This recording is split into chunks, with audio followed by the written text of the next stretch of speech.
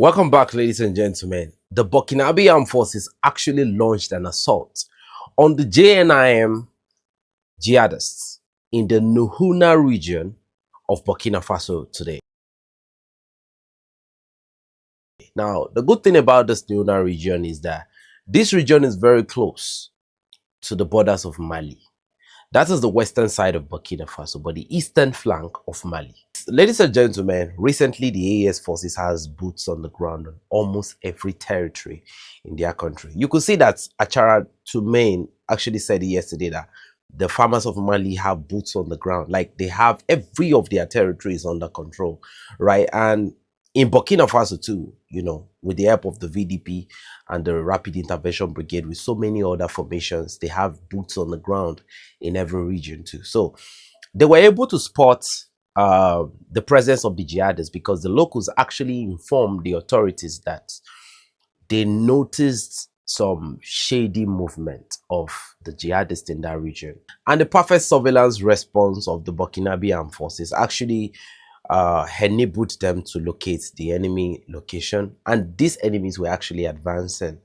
But because the Burkina Faso Armed Forces already had their Rapid Intervention Brigade 10th Battalion in this location, they were able to form a team, a rapid response team. The jihadists that were advancing on Nouna, they were actually very, very much. Now, this operation, Nouna is actually a big place, but on the outskirts of Nouna, you know, these were where these elements were operating. And if you look at what these people do, they like operating around the borders, because around the borders is where you have the villages and most of the poverty-stricken environment. So these are the people they plague upon. So, but unfortunately for them, the AES is very, very advanced at fighting terrorism at this point. So immediately they spotted them. They formed a team of 3s and 9s, and the next thing was that the drone capability, the surveillance drone, actually they were communicating. You know, from the video we saw, they were communicating and they were getting real-time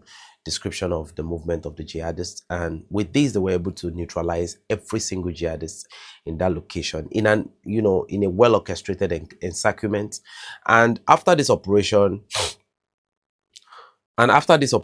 they were able to recover all the equipment of these jihadists. Now, according to the information we had, the sweeping operation has now started to clear off any remnant of these jihadists that might still be in this region. But ladies and gentlemen, that is the importance of having a military that is ready to eradicate every type of extremism. So we don't know how long the sweeping operation will last, but based on the reports we are hearing, the sweeping operation will be complete soon enough. And the reason why this is going to be possible is because the Burkinabés are very, very advanced in how they carry out the operation. They don't just move, they have good surveillance view, and they can actually, you know, with the help of the surveillance, they can actually easily spot the threats, and they will deploy directly to the line of contact. And actually, one beautiful thing about this offensive was that it was done in a very, you know, non-conventional way. You know, they didn't pass through the main road where most of the time, you know, these roads must have been booby-trapped.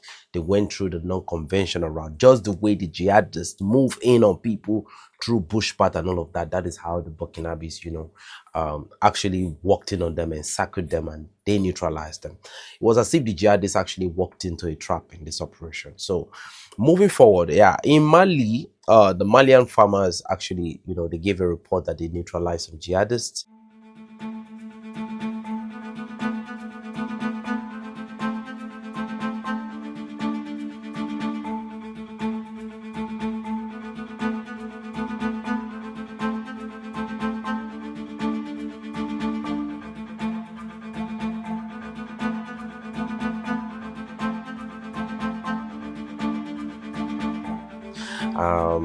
And in this operation, you know, look at the things that they recovered. They recovered, you know, several equipment from the jihadists, and you know, the farmers actually showed enough capability and enough resilience to deter the enemy. According to the information we have, about 20 of the jihadists were neutralized, and the farmers one farmer recorded his crash, a bullet wound, and that was a complete operation, job well done. In the Diapaga region today, early today, about 18 hours ago, the jihadists actually launched an offensive from the Beninese border. The Apaga is the last territory along the eastern theater of Burkina Faso.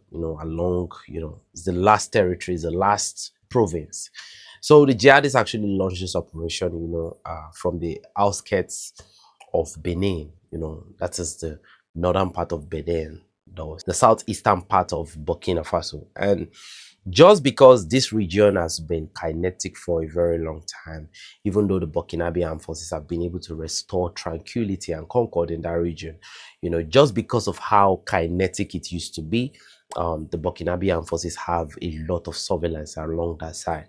It's so good now that we're in this era where troops don't have to actually be on patrol. You can actually do with your drone. The whole patrol thing is just, to me, I don't really see it as a big deal again. Patrol is like you're trying to show off your military presence for nothing at this point. So I feel like whatever the patrol can do at this point in modern warfare, I think the drone capabilities can actually get it done. Where you patrol with a vehicle with greater risk, I think the drones can actually move through that region. And it is when the drone actually spots a threat. Now, there are drones that are capable of neutralizing threats immediately. Those are drones that have both kinetic, surveillance, reconnaissance, and intelligence capability. So let's get back to the information we have. So in the Diapaga region, the Burkinabè armed forces actually spotted some jihadists. According to the information we have, on the friendly side, they recorded 3 casualties on the friendly side. But according to the information we have, the enemies actually recorded about 17 elements that got neutralized on their side. So from the information we have, the friendlies that got injured have now been transported to the nearest military hospital where they will be treated, and we hope they return back in power. So ladies and gentlemen, you see, this is actually beautiful. Now, this is what is bothering me. This is what is making me confused, okay? In Niger Republic, there's a fierce resistance against every type of terrorism, even corruption. In Burkina Faso, there is a strong disdain for terrorism, corruption, nepotism, any type of thing you can talk about that is against the civil law and order, right? In Mali, there is a complete disdain, against anything that represents extremism, whatever you can talk about that is not actually in line with the rules and regulation of those countries. And now if you look at the population of those countries that have grown enough cojones to say no to Western imposed, war of aggression, right? And the reason why these countries have these issues is just because of the strategic resources they have. Now, the big question I have is, why is it that Nigeria, right? Why is it that Nigeria, a country of over 270 million people and more, why is it that Nigeria is negotiating with jihadists? If I show you the pictures of today, now, this is what I think, okay? I think the people that are actually in charge of this genocide are actually bigger than the government of Nigeria. They are bigger than them. They are stronger than them. I think the Nigerian government are not even in charge of anything in terms of logistics, in terms of weapon, because you will be surprised at the type of capability that these jihadists deploy. You cannot tell me that there is any type of rifle that these Nigerian jihadists don't have. They have monoculars all over. They work with laser beams. They are so confident. They are so assured. Oh man, they are like the number one citizens of Nigeria right now. So, but the thing that we notice is that everywhere that they attack, there is always a strategic resources there. And a lot of people want to tag it as if it's ethnic cleansing and all of that. But the truth is, there are foreign corporations. And if you look at Nigeria, just imagine how many NGOs will be inside Nigeria. You see, the objective and the goal of the imperialists in Nigeria is working like clockwork. You see, I think this old cry from the United States, let me tell you what it did for the United States, right? I think it just gave the United States a platform to remind the world that Boko Haram was still alive. Because if you notice, before now, the Boko Haram hegemony was actually eroding. Nobody was thinking about Boko Haram again. In Nigeria was either bandit. The bandits were taking the whole, they were getting the whole, should I say, headline, right? And ISWAP, but the bandits, they are the, they are the mainstream characters. And suddenly the next thing we started hearing about this thing. The next thing, the Boko Haram started, So when I look at the Nigerian situation, I think, a lot of people are very, very complicit in this. You can see the governor of Benue State actually came out on the social media and denied even having any knowledge about if there's any genocide going on in the state. And it's a reverend father. So what I believe is, for these things to happen, I believe some people are being paid, and when you pay, you have to keep quiet, because if you don't keep quiet, you know what is going to happen. Even though you are a politician, right? I think from top to bottom, this whole thing is very, very heavy. And I think the civilians are the casualty. In a country where the people you vote for, and to be honest, yeah, I think a large chunk of this issue is still within, because look at the last election.